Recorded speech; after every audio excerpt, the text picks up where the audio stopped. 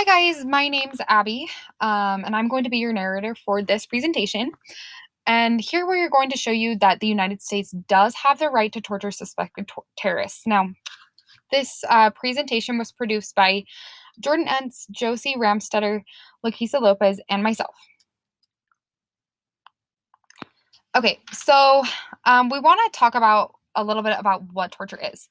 Now, I know we've all probably seen torture through movies and the media, so many of us probably have an idea of what torture is.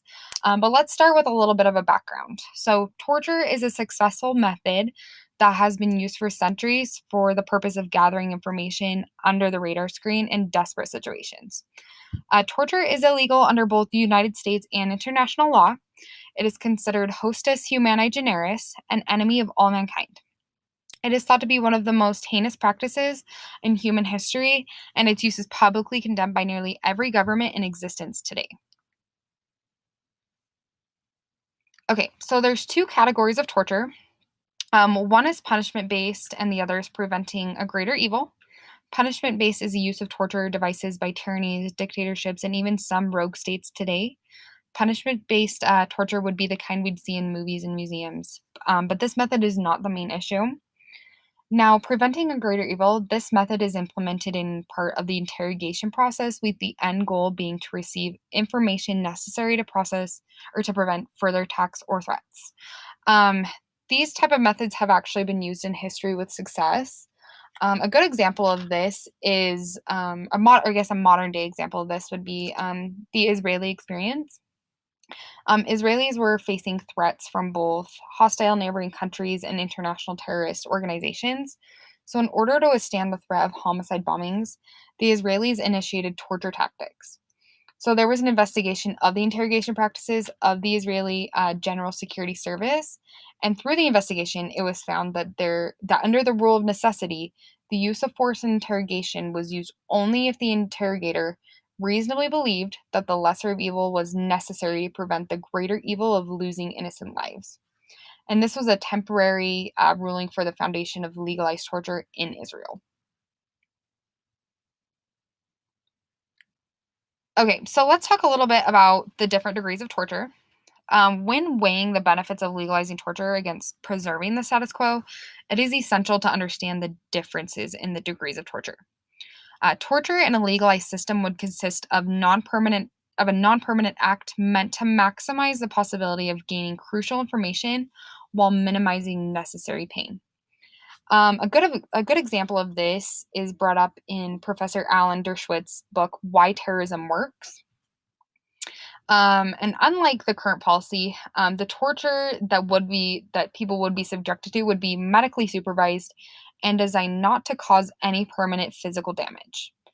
One example he brings up of this is underneath the fingernail. This is intended to cause excruciating pain. However, it's not something that's going to be long-lasting or permanent damage to a human. So, by contrast, torture in rendition might utilize the mind numbing tactics used against Abdul Hakim Murad in the Philippines, if not worse. The torturers in these situations are not accountable for any authority and seemingly would not hesitate to take the lives of uncooperative subjects. So, courts often use balancing tests to influence the direction of the law. The degree of torture used in the legalization proposal is therefore inherently more humane than the degree of torture practiced today.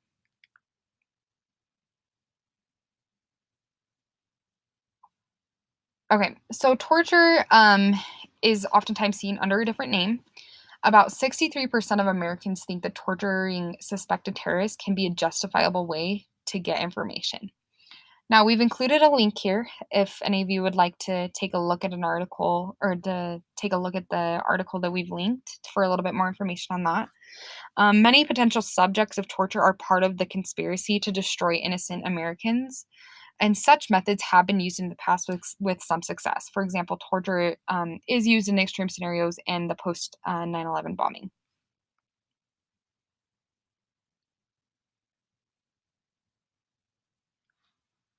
Okay, so President Ronald Reagan, during his farewell address from the presidency, he spoke of America as a shining city upon the hill. Basically, he wanted to make a commitment to human rights and freedoms. With this approach, it has given the United States a powerful and respected voice in the world community. Now, legalizing torture would actually enhance the moral stature of the United States when juxtaposed against the current policy of underground torture.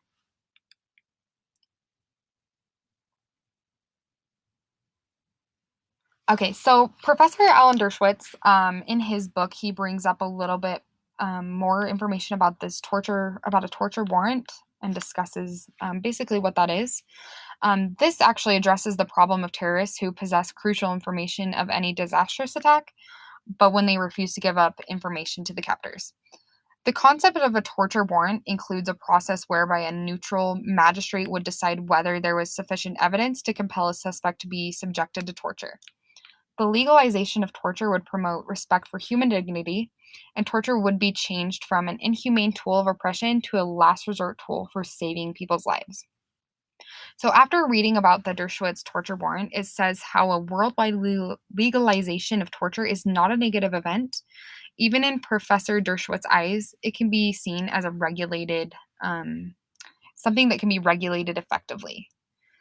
Now, this quote down here that we have, the legalization of torture is not a perfect solution, and it doubtless would have its downfalls. But as Professor Dershowitz observes, such is the nature of tragic choices in a complex world.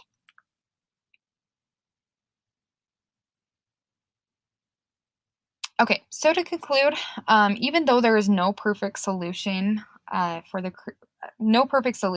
creation of a transparent and judicially monitored system on torture would mark a dramatic improvement over the current policy of ignorance. The dangers for abuse in the current system are truly boundless, and the practice of rendition often leaves the fate of suspects in the dangerous hand of acknowledged torturers. So, compared to the current policy of practicing torture under the radar screen, however, it may indeed be the lesser of two evils. Alrighty, that is the end of our presentation. Thank you so much for listening, and I hope everybody has a great evening.